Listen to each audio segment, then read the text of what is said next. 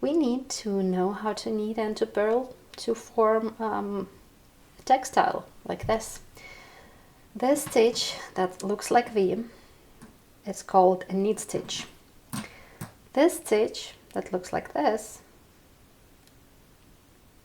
it's called a purl stitch.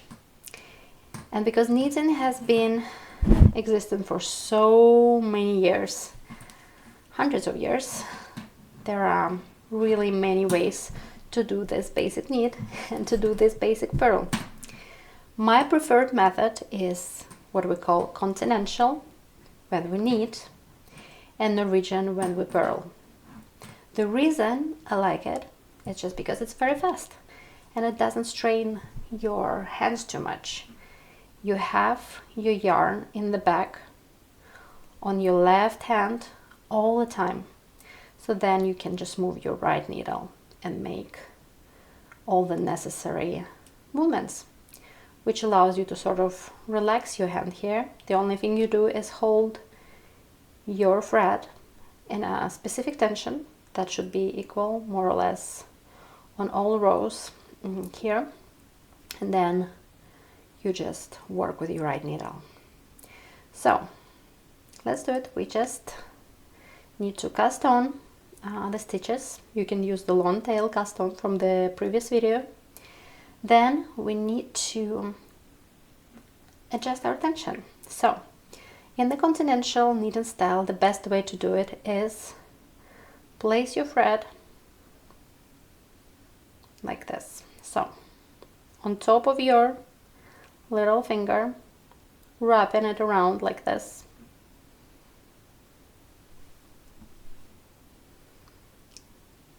And then your index finger goes under the thread.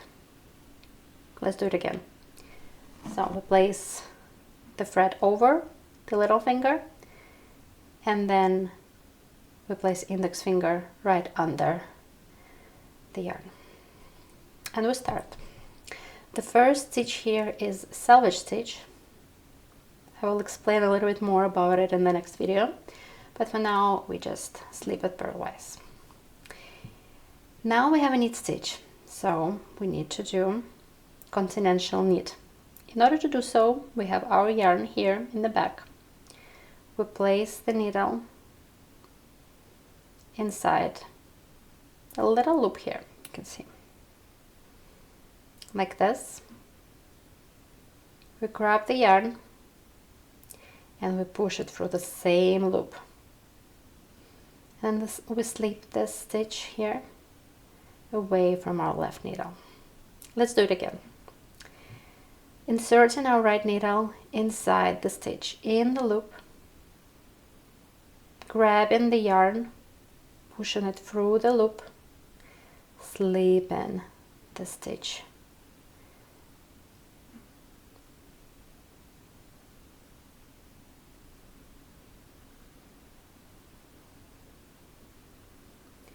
And one more time.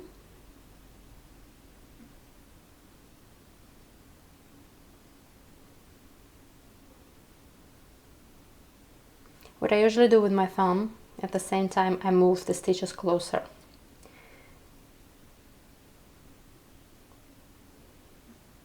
And then move the stitch.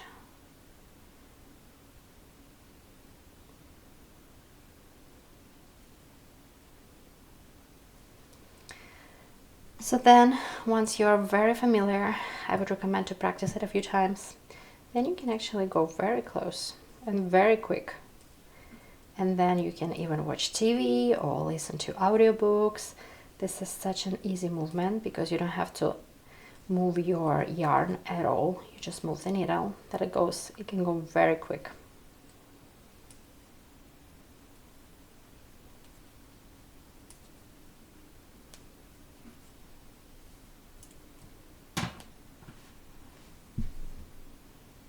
Now we're going back to our wrong side where we have our purls. This is called the right side. This is called the wrong side. So I will show you how to do a purl Norwegian style. Again, the slip A selvage stitch, we just slip here. So let's ignore it for now. It just used to create the edge. And then we are seeing a purl here, so that's what we need to do. Again, placing the yarn exactly the same way as we did for knitting. Over the little finger, under the index finger. Our yarn is behind the needle. With the right needle, we're going to insert it into the stitch, and we will go under this stitch as well, so like this. That's the movement number 1. Then we're going to twist this needle clockwise like this, and we're going to grab this yarn and we're going to place it inside the created loop here and slip it. Then you can see we have a purl. So from the first look, it looks like, wow, that's too much of a movement. What's going on here? Why do I need to do it? Trust me, once you get really familiar with this movement, it just goes so quick. And it's very easy, especially in when you don't only purl, but you actually do ribbon, or you have to alternate knit and purl stitch. It's just a must to know. So let's do it again, a bit slowly, more slower and a bit more closer. Placing the right needle under the yarn and inside the stitch purlwise. Remember, when we knit, we place it this way.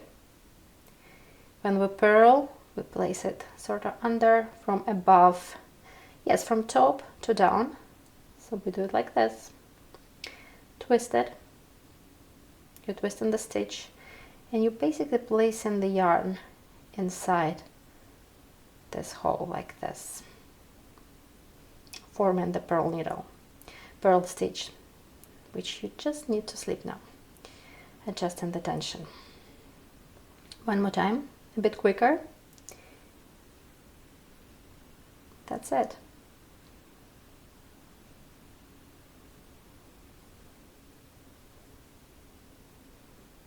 Placing it under the thread, inside the loop from top down, twisting clockwise, grabbing the yarn, placing it inside the loop, slipping the stitch. Easy, right? Then we can go a bit quicker. For example, then it will look something like this when you actually purl. Norwegian style.